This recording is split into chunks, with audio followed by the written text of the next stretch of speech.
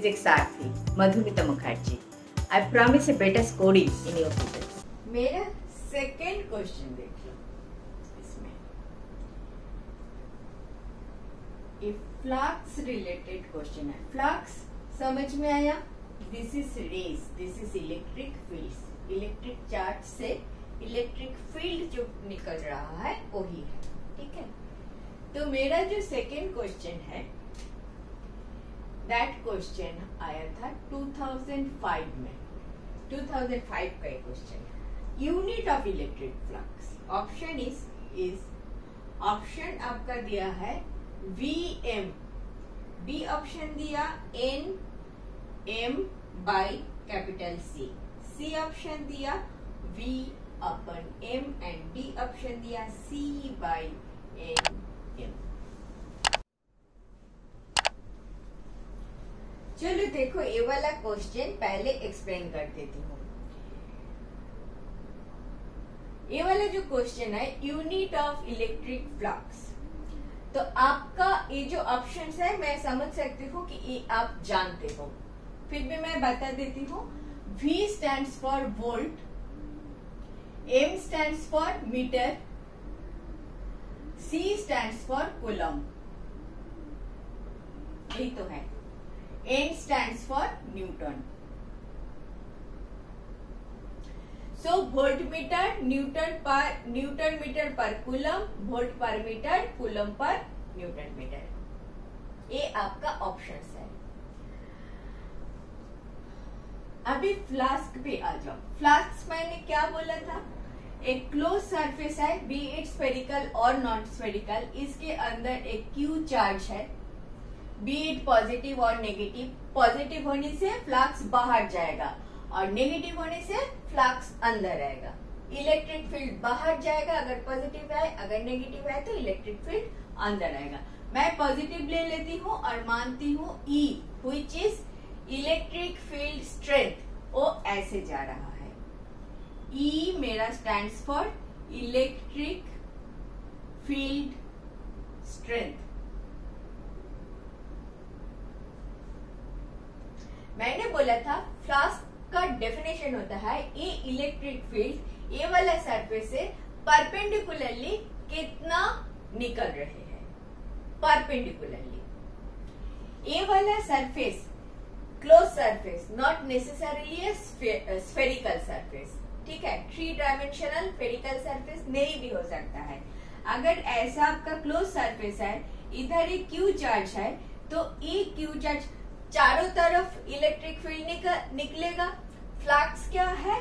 Perpendicular to the surface कितना निकल रहे हैं. इसमें मुझे एक चीज याद दिलाने का बहुत जरूरत है जो मैंने बोला था, काफी बार बोला था. मुझे बताओ एक एरिया होता है. Area is a vector quantity और a scalar quantity. Area is a vector quantity और ए स्केलर क्वांटिटी. एक area, a page, this page का एक एरिया, दिस डस्टर का ये वाला एरिया, ये वाला एक वेक्टर क्वांटिटी है या स्केलर क्वांटिटी है? Answer is this is a vector quantity. What is the direction of this vector quantity? This perpendicular to the surface. This is the direction of your this surface. So surface is a vector quantity. Always remember that. Surface is a vector quantity. In this chapter, ये वाला concept बार आएगा.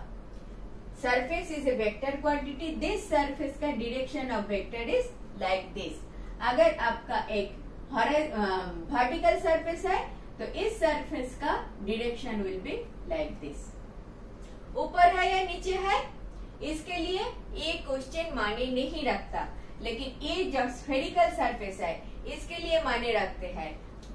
इसका direction is away from this centre. बाहर के तरफ है इसका direction.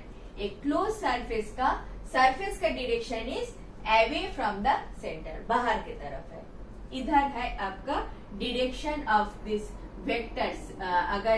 अगर एक छोटा सा सरफेस ऑफ ds छोटे से सरफेस कंसीडर करते हो तो ये वाला सरफेस का direction is perpendicular to this surface. This is perpendicular to this surface is the direction of the surface. ठीक है? अच्छा, अभी नेक्स्ट पॉइंट इज, मैंने बोला था फ्लक्स. फ्लक्स फाई से हम डिनोट करते हैं. फाई ई बोले तो इलेक्ट्रिक फील्ड के लिए जो फ्लक्स आ रहा है. फ्लक्स क्या है? ए सरफेस से जितना इलेक्ट्रिक फील्ड निकल रहा है, तो इसको मैं डीएस सरफेस से कितना निकल जाएगा. टोटल सरफेस पहले सोचो, पहले मत सोचो, पहले डीएस से कितना निकलेगा. ये डी फाई करते हैं, ई डॉट डीएस करते हैं.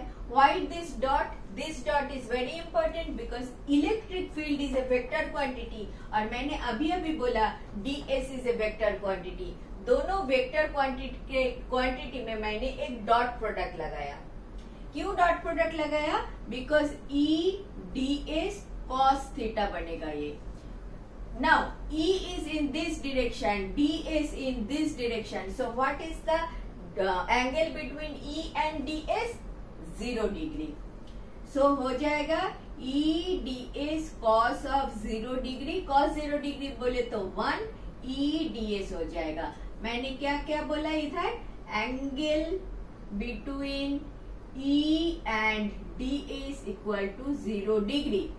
And cos of 0 degree equal to 1. ये दो चीज आप जानते हो. ठीक है, तो EDS हो गया आपका फ्लक्स. EDS तो टोटल फ्लक्स कितना होगा? इंटीग्रेट करना पड़ेगा दोनों साइड. तो इधर इधर इधर डी फाई ई, इसको इंटीग्रेट करो. 0 to 5 से इंटीग्रेट करो. दिस साइड E ds, इसको भी इंटीग्रेट करो on the whole surface, on the whole surface. Whole surface अगर स्फेरिकल सरफेस है तो क्या इंटीग्रेशन होगा? 4 pi r square if r is the radius. मैं बहुत जल्दी बोल रही हूँ. तो अगर स्फेरिकल सरफेस है with a radius r, then ये क्या होगा? E4 pi r square. ये क्या है? E4 pi r square is your phi total flux. एक स्फेरिकल सरफेस है, ऐसा नहीं है. अगर ऐसा है, इसको छोटा एक्सप्रेशन देने के लिए मैंने बोला r is the radius, अंदर है q. टोटल फ्लक्स कितना निकल रहा है? Q5 which is equal to E4 pi r square provided E is the electric field. बहुत ज्यादा बोल दिया, बहुत ही ज्यादा बोल दिया. अभी धीरे धीरे ये वाला चीज ही हर एक क्वेश्चन में हम बोलते रहेंगे ताकि आपको पूरा समझ में आ जाए. ठीक है, यही चीज हम पूरा चैप्टर में बोलते रहेंगे. बस पूरा चैप्टर में यही चीज बोलते रहेंगे. अभी इधर आ जाओ मेरा मेन क्वेश्चन पे. Unit of electric flux. Electric flux हमने क्या देखा? ई ds, E dot ds basically देखा, वही लिखते हैं E dot ds. E dot ds हमने देखा. यूनिट ऑफ, इसका यूनिट चाहिए तो हम ds मतलब क्या? सरफेस. सरफेस का यूनिट क्या होता है? Metre square. हमें पता है metre square. Unit of ds equal to metre square. Unit of E क्या होता है? इलेक्ट्रिक फील्ड का यूनिट क्या होता है? आपको अगर याद है तो V बाई डी होता है. V बाई डी वोल्ट पर मीटर होता है बेसिकली. इसको हम लिखेंगे वोल्ट पर मीटर. लिख सकते हैं. ये E क्या होता है? दो प्लेट है, प्लेट के बीच में आपने एक बैटरी लगाया, बैटरी दिया. बैटरी का voltage is V. This is positive plate, this is negative plate. इधर पॉजिटिव चार्ज आ गया, इधर नेगेटिव चार्ज आ गया. इन बिटवीन वोल्टेज कितना है? V. This V. इन दोनों के बीच में डिस्टेंस कितना है? D. डिस्टेंस कितना है? D. इधर एक इलेक्ट्रिक फील्ड क्रिएट होगा क्योंकि पॉजिटिव प्लेट है, नेगेटिव प्लेट है, तो there will be an electric field E created. This E का वैल्यू कितना होता है V by D, total voltage divided by distance gives you E का value, E equal to V by D. तो E का value रख दिया V by D, ठीक है। ए भी मेरा साइड नोट हो गया याद दिलाने के लिए। तो फाई का यूनिट क्या होगा, फाई का यूनिट होगा इंटू ds था मेरा, सो था वोल्ट पर metre into metre square, metre metre निकल गया volt metre, volt metre Vm। जितना बड़ा ना क्वेश्चन था उससे ज्यादा मैंने एक्सप्लेन किया, क्योंकि बहुत सारा चीजें मुझे याद दिलाना था। अगर भूल चुके हो, रिवीजन कर रहे हो, तो दिस याद दिलाना विल बी बेनिफिशियल, तुमको हेल्प करेगा। ये चीज तो आप जानते ही हो, मैं मान के चलती हूँ आप जानते हो। इधर क्या है, वोल्टेज इलेक्ट्रिक फील्ड जो क्रिएट होगा इसमें, जब दोनों प्लेट के अंदर आप एक V वोल्ट डालोगे, V वोल्ट इधर आ जाएगा, दोनों प्लेट के बीच में voltage difference V, distance is D, तो आपका electric field between this two plates जो क्रिएट होगा that is E equal to V by D. आपका फाई का डेफिनेशन, फाई बोले तो फ्लक्स, फ्लक्स का definition is E dot ds।